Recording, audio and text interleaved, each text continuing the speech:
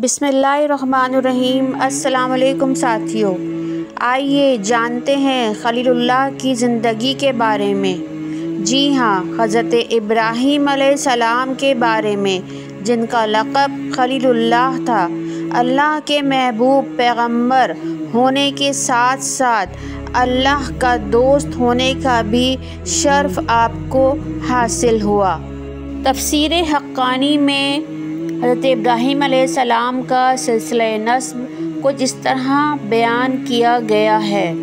ابراہیم بن طارق، جن کو آزر بھی کہتے ہیں، بن ناہور، بن ساروغ، بن بوغو، بن فالح، بن عابر، بن شالح، بن قینان، بن ارفقشد، بن سام، بن نوح علیہ السلام۔ حضرت ابراہیم کا تذکرہ قرآن مجید کی 24 سورتوں میں آیا ہے۔ آپ شہر بابل، موجودہ عراق کے قصبہ اہواز میں پیدا ہوئے۔ آپ کے والد کا نام طارق اور لقب آزر ہے۔ آپ کے زمانے میں بت پرستی اپنے عروج پر تھی۔ پیدائش کا احوال کچھ یوں ہے کہ نمرود بن کنعان بادشاہ نے ایک خواب دیکھا کہ ایک ستارہ طلوع ہوا ہے اور اس کی روشنی سے آفتاب اور مہتاب بے نور ہو گئے ہیں۔ نمرود نے خوف زدہ ہو کر کاہنوں سے دریافت کیا تو کاہنوں نے جواب میں کہا کہ ایک ایسا بچہ پیدا ہونے والا ہے کہ جس کے ہاتھوں تیرا تخت الٹ جائے گا۔ نمرود یہ سن کر خوف زدہ ہو گیا اور حکم دیا کہ اس سال میری سلطنت میں جتنے لڑکے پیدا ہوں قتل کر دیے جائیں۔ حضرت ابراہیم کی والدہ نے جب یہ ماجرا سنا تو وقت وضع حمل شہرت کے ڈر سے ایک جنگل کی جانب چلی گئیں۔ وہاں ایک سوکھی نہر کے پاس ایک غار میں پہنچی۔ وہیں حضرت ابراہیم علیہ السلام پیدا ہوئے۔ نمرود کے خوف سے اپنے ساتھ لے کر نہ گئیں بلکہ ایک کپڑے میں لپیٹ کر وہیں چھوڑ دیا۔ آپ کی والدہ ہر دن آپ کو دودھ پلانے کے واسطے وہاں آتی تھیں۔ ایک دفعہ کیا دیکھتی ہیں کہ فرزند ایک انگوٹھے سے دودھ اور دوسرے سے شہد چوس رہے ہیں۔ اس غار میں تنہا ماں کے بغیر آپ کی پرورش ہو رہی تھی۔ آپ ہفتے میں اتنے بڑے ہوئے کہ ایک ماہ کے نظر آتے اور ایک ماہ میں اتنے نظر آنے لگے جتنا سال کا بچہ ہوتا ہے۔ جب ہوشیار ہو گئے تو ایک دن اپنی والدہ سے دریافت کیا کہ میرا رب کون ہے؟ والدہ نے کہا میں ہوں، کیونکہ رب پرورش کرنے والے کو کہتے ہیں۔ پھر دریافت کیا تمہارا رب کون ہے؟ والدہ نے جواب دیا تیرا باپ ہے۔ فرمایا ان کا رب کون ہے؟ والدہ نے کہا نمرود بادشاہ۔ حضرت ابراہیم نے دریافت کیا نمرود کا رب کون ہے؟ اس پر والدہ نے کہا خاموش ہو جاؤ۔ والدہ نے جا کر حضرت ابراہیم علیہ السلام کے والد کو سارا ماجرا سنایا اور کہا کہ جس لڑکی کی نسبت سے یہ مشہور ہے کہ وہ اہل زمین کا دین بدل دے گا، وہ تمہارا فرزند نظر آتا ہے۔ کچھ عرصے کے بعد والدہ آپ کو گھر لے آئیں۔ حضرت ابراہیم نے شروع ہی سے کفر کا انکار کیا، بت پرستی پر لعنت اور پوجنے والوں سے جھگڑا و تکرار کیا۔ ان حالات سے باخبر ہو کر نمرود نے ابراہیم علیہ السلام کو اپنے دربار میں بلایا۔ حضرت ابراہیم علیہ السلام بے خوف ہو کر نمرود کے پاس گئے اور لوگوں کی طرح نہ اسے سجدہ کیا اور نہ تعظیم کی۔ یہ دیکھ کر نمرود نے نہایت غصے سے حضرت ابراہیم علیہ السلام کو کہا کہ تو نے مجھے سجدہ کیوں نہ کیا؟ حضرت ابراہیم علیہ السلام نے بے خوف ہو کر کہا کہ میں سوائے پروردگار عالم کے کسی کو سجدہ نہیں کرتا۔ نمرود نے کہا تیرے پروردگار کی کیا تعریف ہے؟ حضرت ابراہیم علیہ السلام نے جواب دیا کہ میرا پروردگار مارتا ہے اور جلاتا ہے۔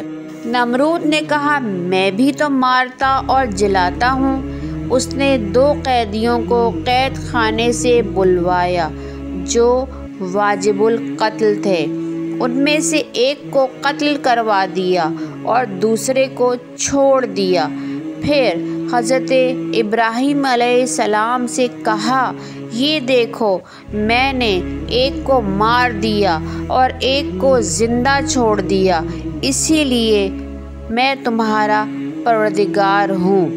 حضرت ابراہیم علیہ السلام نے یہ سمجھ لیا کہ یہ نالائق اور کن ذہن ہے۔ پھر آپ نے اس کے سامنے ایسی دلیل پیش کر دی جس سے اس کا کوئی ٹوٹا پھوٹا جواب بھی نہ ہو سکا۔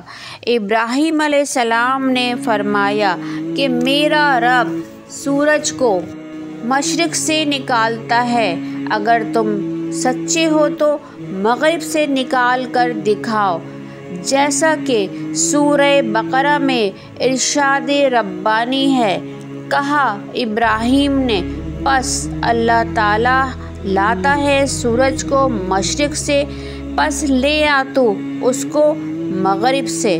پس حیران ہو گیا وہ آدمی جو کافر تھا۔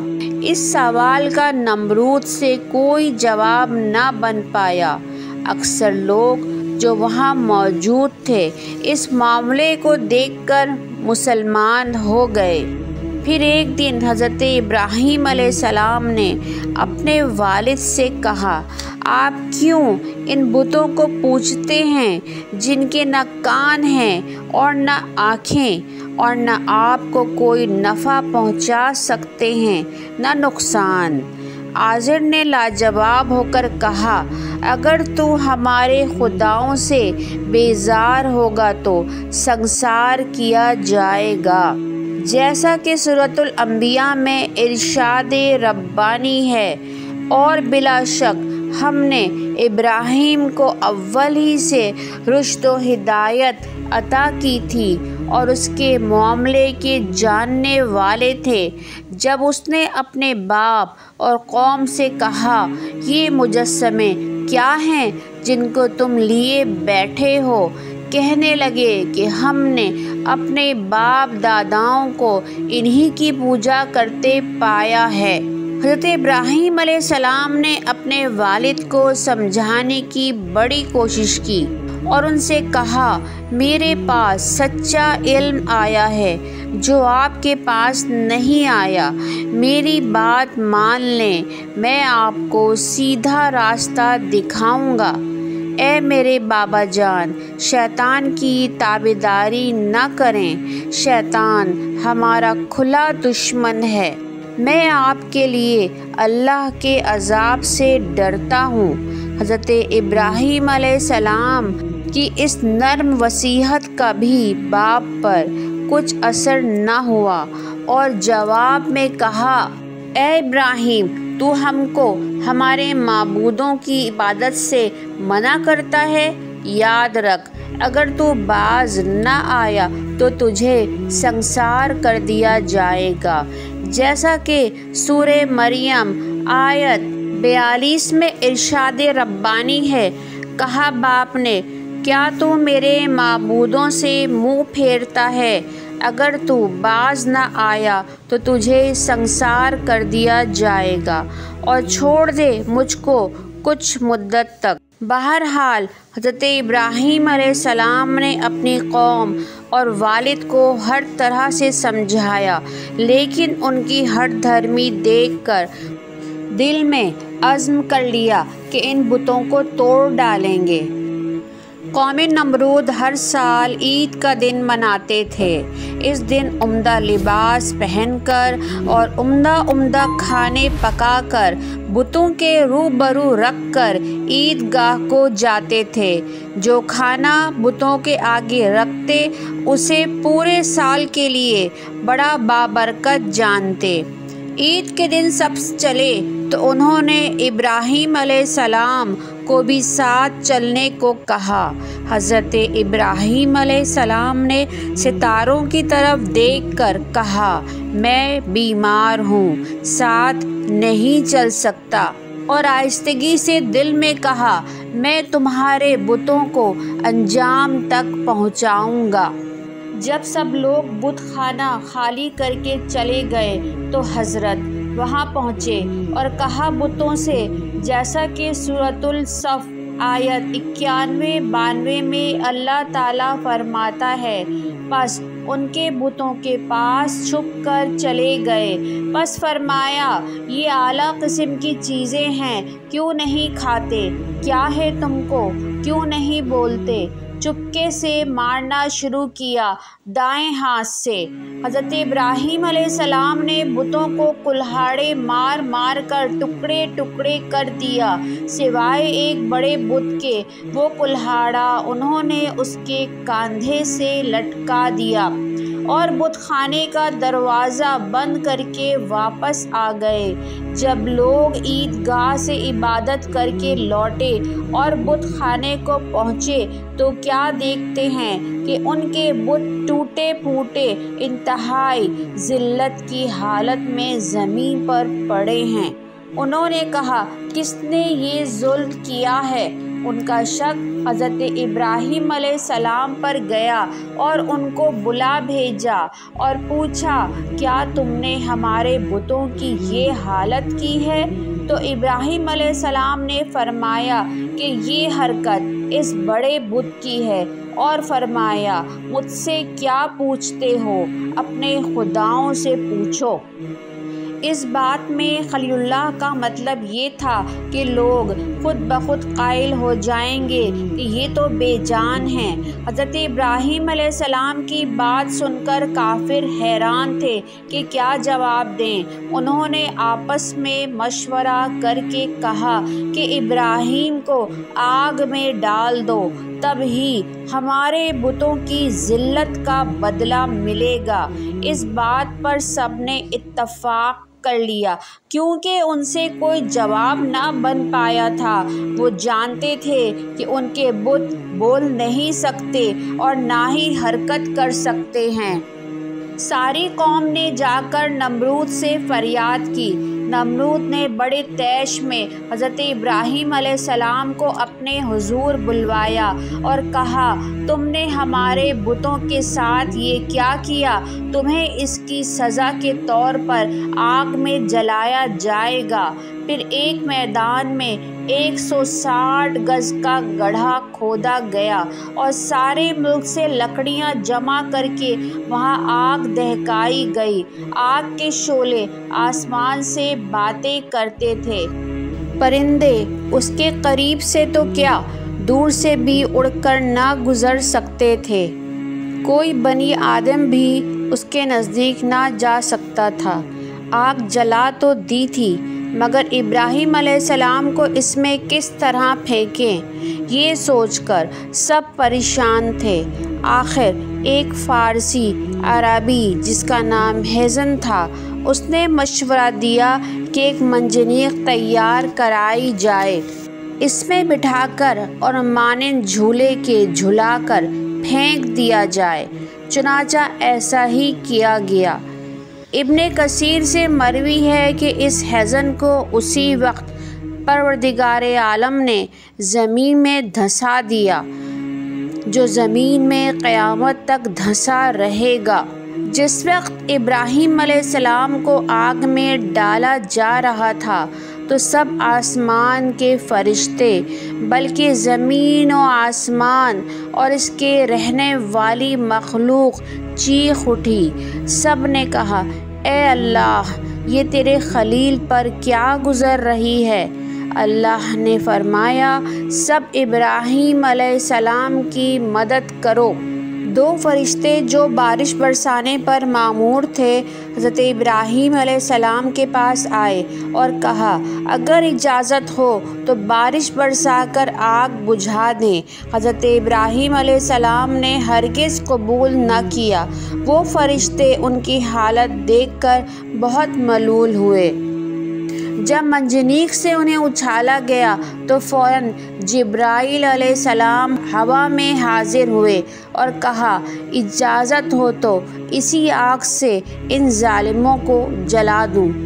حضرت ابراہیم علیہ السلام نے جواب دیا مجھے تمہاری مدد کی ضرورت نہیں، جو خدا میرا اس بات پر راضی ہے تو میں بھی راضی ہوں۔ حضرت جبرائیل علیہ السلام نے ضد ہو کر کہا تو پھر اللہ ہی سے سوال کرو کہ وہ اس مصیبت سے تم کو نکالے۔ حضرت ابراہیم علیہ السلام نے جواب دیا کہ وہ میری حالت سے خوب واقف ہے۔ حضرت ابراہیم علیہ السلام نے آگ میں ڈالے جاتے وقت یہ دعا پڑھی حسبنا اللہ و نعم الوکیل۔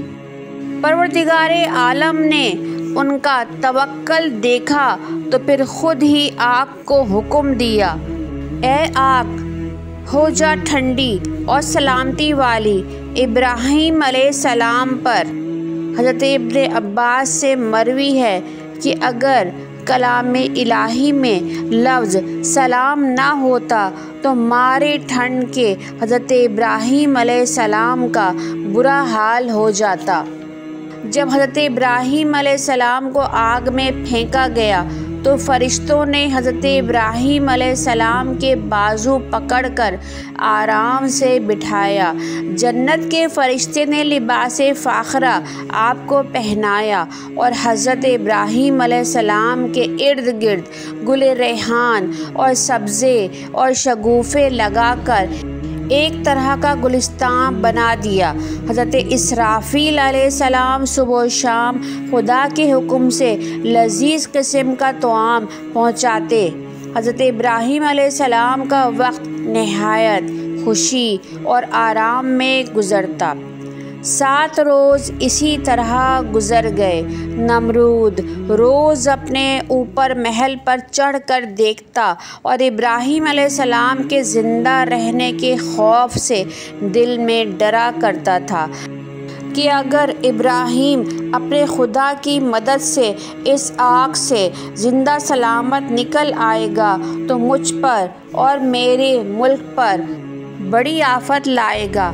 اپنے دل کا یہ ڈر اس نے اپنے مصاحبوں سے کہا تو ہر ایک نے اسے تسلی دیتے ہوئے کہا کہ اگر سنگ خارا بھی اس آگ میں ڈالیں تو پگھل جائے گا تو انسان کی کیا حقیقت، وہ جل کر راکھ نہ ہو جائے گا۔ ایک روز نمرود نے اپنے محل سے خوب غور کر کے دیکھا کہ ابراہیم علیہ السلام کے ارد گرد تو پھول بوٹے اور گلستان ہے اور چشمہ آب شیریں بھی جاری ہے۔ نمرود یہ دیکھ کر بڑا حیران ہوا اور کہا اے ابراہیم تجھ پر ایسی جاں گزار آگ کو کس نے گلزار کیا؟ حضرت ابراہیم علیہ السلام نے جواب دیا یہ سب میرے پروردگار کا ادنا ظہور ہے۔ نمرود نے کہا جس کی قدرت کا یہ ادنا ظہور ہے تو فی الحقیقت وہ بڑا پروردگار ہے۔ کہا جاتا ہے کہ 40 سے 50 روز حضرت ابراہیم علیہ السلام اسی آگ میں رہے۔ حضرت ابراہیم علیہ السلام فرماتے ہیں کہ ایسا خوشی کا وقت ساری زندگی میں پھر نہ ملا۔ پھر حضرت ابراہیم علیہ السلام اس راکھ میں سے جو پہاڑ کی مانند تھی نکل آئے تو اثر نو نمرودیوں کو واعظ و نصیحت کرنا شروع کر دی، مگر جب ان کی واعظ و نصیحت کا اس قوم پر کوئی اثر نہ ہوا سوائے آپ کے بھانجے حضرت لوط علیہ السلام جو مسلمان ہو گئے تو آپ اس قوم سے مایوس ہو گئے۔ اور ہجرت کا فیصلہ کر لیا۔ آپ کے ساتھ آپ کے بھانجے حضرت لوط علیہ السلام بھی تھے۔